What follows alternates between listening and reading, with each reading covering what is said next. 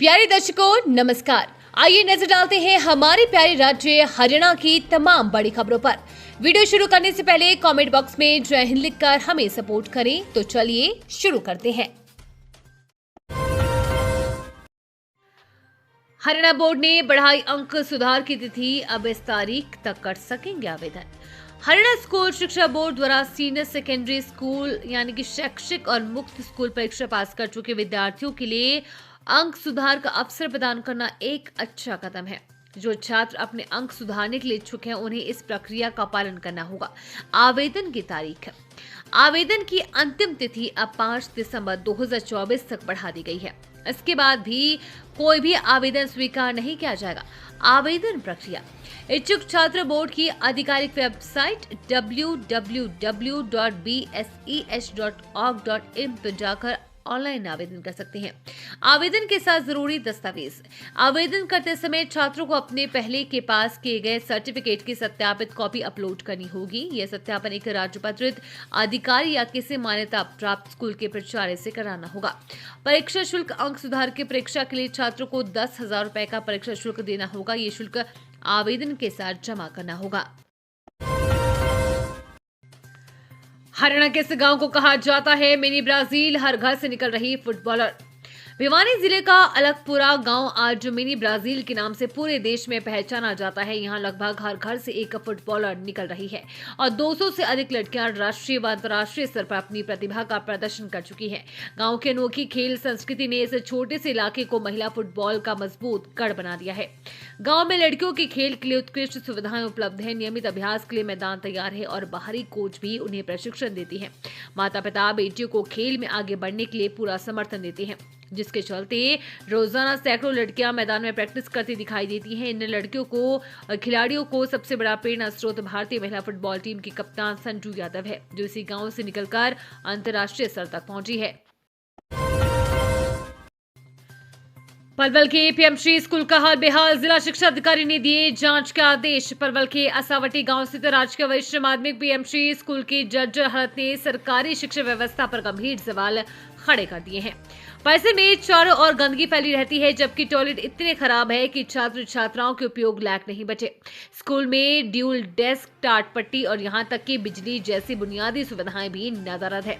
अंधेरे कमरों में बच्चों को जमीन पर बैठकर पढ़ाई करने को मजबूर होना पड़ रहा है। केंद्र सरकार की पीएमसी योजना के तहत इन स्कूलों को आधुनिक सुविधाओं से लैस आदर्श विद्यालय बनाना था, लेकिन असावटी स्कूल की स्थिति इसके बिल्कुल विपरीत है। सीएसआर स्कीम के तहत लगाया गया आरओ महीनों से खराब पड़ा है। वहीं शिक्षकों पर भी लापरवाही के आरोप लग रहे हैं, जो अक्सर कक्षाओं से बाहर बातचीत, नमी बढ़ने और पराली जलाने की घटनाओं के कारण वायु प्रदूषण बढ़ा, तापमान में भी गिरावट जारी। हरियाणा में प्रदूषण का स्तर लगातार बढ़ता जा रहा है। बहादुरगढ़ और रोहतक में वायु गुणवत्ता सूचकांक 400 के पार पहुंच गया है, जिससे यहां की हवा देश में सबसे प्रदूषित श्रेणी में आ गई है। प्रशासन ने स्थिति को देखते हुए दोनों शहरों में 5वीं तक के स्कूल बंद करने पर विचार किया है। इससे पहले जींद में XQI 418 दर्ज किया गया था, जहां प्रशासन ने पहले ही 5वीं तक के स्कूल बंद कर दिए थे। नमी बढ़ने और पराली जलाने की घटनाओं के कारण वायु प्रदूषण बढ़ रहा है। वहीं हरियाणा में तापमान लगातार गिर रहा है। करीब एक सप्ताह से राज्य के 7 शहरों में न्यूनतम तापमान 10 डिग्री सेल्सियस से नीचे दर्ज किया जा रहा है। मौसम विशेषज्ञ मदन लाल खीचड़ के अनुसार 18 नवंबर तक तापमान में और गिरावट जारी रहेगी। इस दौरान उत्तर व पश्चिम हवाएं हल्की से मध्यम गति से चलने की संभावना है, जिससे सुबह व शाम को हल्की ठंड रहने की संभावना है।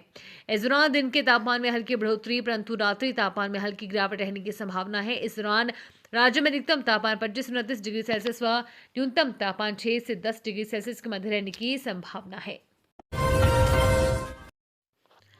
अब थानों में लंबे समय तक वाहन नहीं रोक पाएगी पुलिस, जानिए हाई कोर्ट का ये आदेश।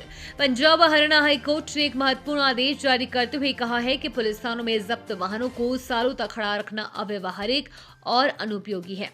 अदालत ने स्पष्ट कहा कि आधुनिक तकनीक के दौर में वाहनों की उच्च गुणवत्ता वाले फोटो और वीडियो रिकॉर्डिंग ही पहचान और साक्ष्य के लिए प्राप्त होती है। डिजिटल सबूत को अनिश्चित काल तक सुरक्षित रखा जा सकता है, जिससे वाहन को लंबे समय तक थानों में खड़ा रहने की आवश्यकता समाप्त हो जाती है।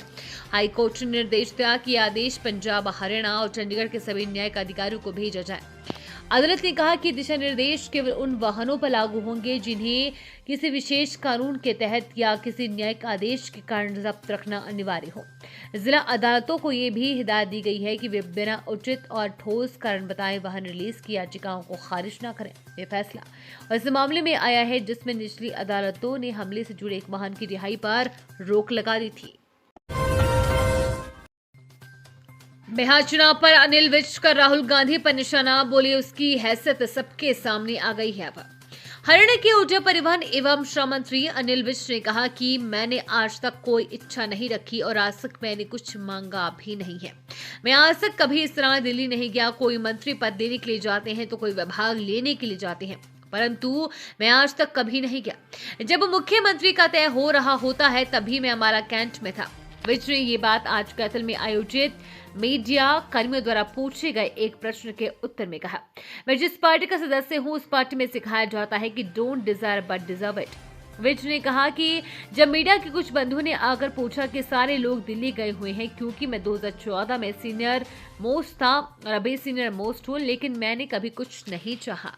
ये थी आज की फटाफट खबरें। हम मिलेंगे अगले बुलेटिन में, तब तक के लिए धन्यवाद और जय हिंद।